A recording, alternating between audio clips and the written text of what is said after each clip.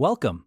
Today we are exploring a cutting-edge approach to decentralized finance security, Neurosymbolic DeFi Defense. By the end of this lesson, you will be able to model protocol failures as mathematical trajectories and understand how to use neurosymbolic loops to formally verify that these disasters are unreachable. We will use the real-world example of the Drift protocol exploit. In 2026, an attacker drained $285 million in just 12 minutes. This wasn't a simple bug, it was a clever composition of 3 distinct steps. To understand this, we model the protocol as a transition system, where Q is the state space, Q0 is the starting state, the arrow represents transitions, and I represents our safety invariance. Our goal in formal verification is to prove that the disaster set D, the set of states where the protocol is drained, is mathematically unreachable.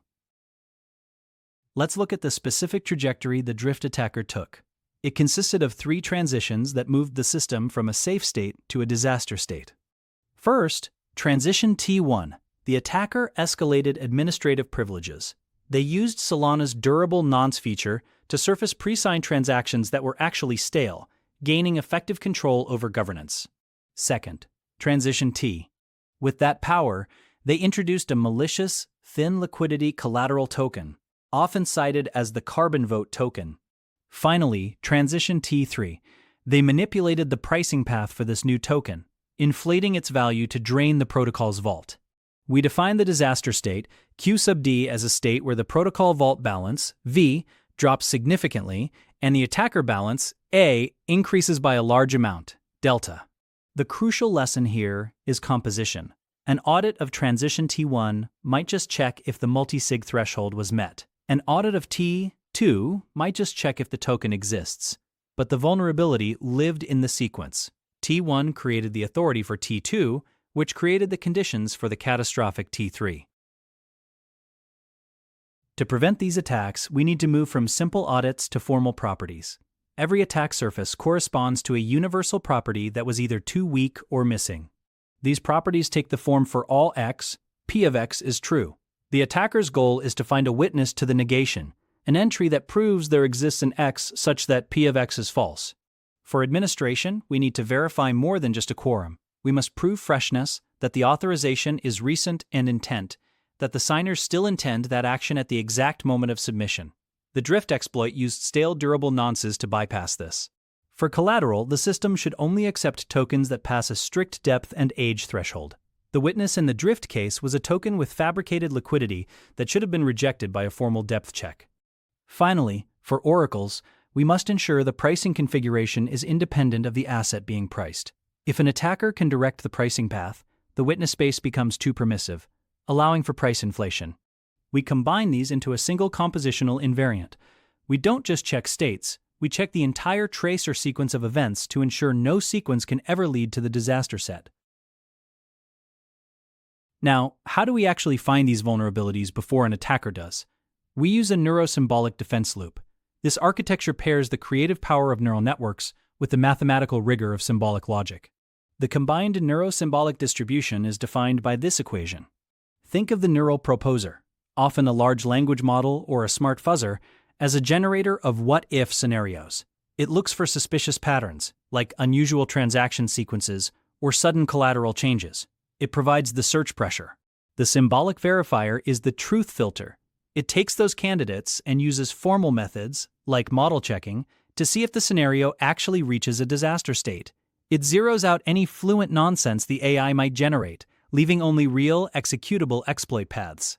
Visualizing this as a funnel, the neural side concentrates probability on promising regions of the state space, and the symbolic side provides the logical guarantee. Together, the search is both focused and honest. An LLM by itself cannot be a sound checker because statistical accuracy is not the same as a universal proof. But a checker by itself might struggle to find deep, multi-vector attacks in a massive state space. By pairing them, we use the AI to explore the state space deeply and the symbols to prove the disaster states are unreachable. The neurosymbolic loop operates at 2 critical timescales: pre-deployment and runtime. Stage 1, neural anomaly detection. Stage 2, symbolic model checking. Stage 3, counterexample extraction. And Stage 4, patch synthesis. Before a protocol ever goes live, we run this loop as a thorough audit. First, the neural proposer asks, what if stale governance approvals are used to privilege a thin liquidity token? Second, the symbolic model checker traces this through the state machine and confirms, yes, this trajectory reaches a disaster state. Third, we use counterexample extraction to identify exactly which requirements we're missing, like the depth thresholds we discussed earlier. Finally, we synthesize a patch. The goal of the patch is to mathematically prove that the exploit is now impossible while ensuring that legitimate user transactions are still accepted. This is the exists X for all Y shape of secure design. Once deployed, the loop transitions to continuous monitoring. We use a graduated response. Allow is the default.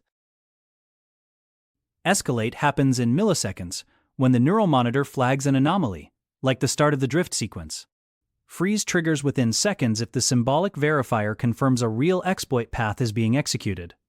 In the case of the drift exploit, this runtime monitor could have triggered a freeze just seconds into those 12 minutes, preventing the full drain. Latency is key here. The neural side is fast for early warning, while the symbolic side provides the final, undeniable truth.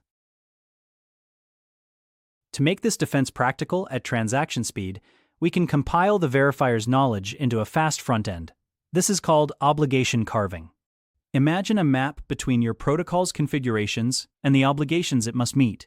Every time our neurosymbolic loop discovers a new attack, we add it to our set of obligations. As the obligations grow, the set of safe configurations shrinks. This carves out the disaster states by design. We are essentially making them unreachable by narrowing what the protocol is allowed to do. This results in a high-speed filter for incoming transactions. The reject bucket contains known exploit patterns. For the drift case, any transaction using an admin signature older than our maximum time limit, or any attempt to list a token below a specific liquidity depth, is rejected instantly. The pass bucket contains standard, verified, safe operations. Anything that doesn't clearly fit into those two categories is escalated to the full neurosymbolic loop for a deep, stateful analysis. This compiled front end would have provided two early interception points for the drift attack. First, when the stale durable nonces were used, and second, when the thin liquidity token was first proposed as collateral. By excluding these disaster states from the start, we secure the protocol against the composition. While this neurosymbolic framework is incredibly powerful, we must be honest about its boundaries. Formal methods are not magic. They are a rigorous way of stating what we have checked. The first hard limit is completeness. The neural proposer is bounded by its training data and the fuzzer by its grammar. A sufficiently novel or creative composition might not be proposed, meaning our witness space might have blind spots. Second, we cannot eliminate Oracle data risk. If the external data source itself is compromised, rather than just manipulated via wash trading, an on-chain monitor cannot detect it. Similarly, governance capture, where an attacker controls the actual multi-sig keys off-chain, cannot be stopped by on-chain temporal constraints. Finally, model checking is computationally expensive. For massive protocols, we often have to use bounded analysis. The difference between high confidence and a formal proof lies in coverage. If we can prove our proposer explores 100% of the relevant witness space, we have a proof. In practice, we usually have honest corroboration. The search was sound, but we admit it might have missed something. For teams building the next generation of DeFi, the path forward is clear.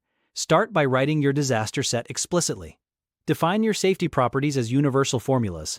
Most importantly, model the composition of your subsystems, not just the parts. The combined logic follows a simple slogan: the LLM is the proposal prior, and the symbolic method is the semantic judge.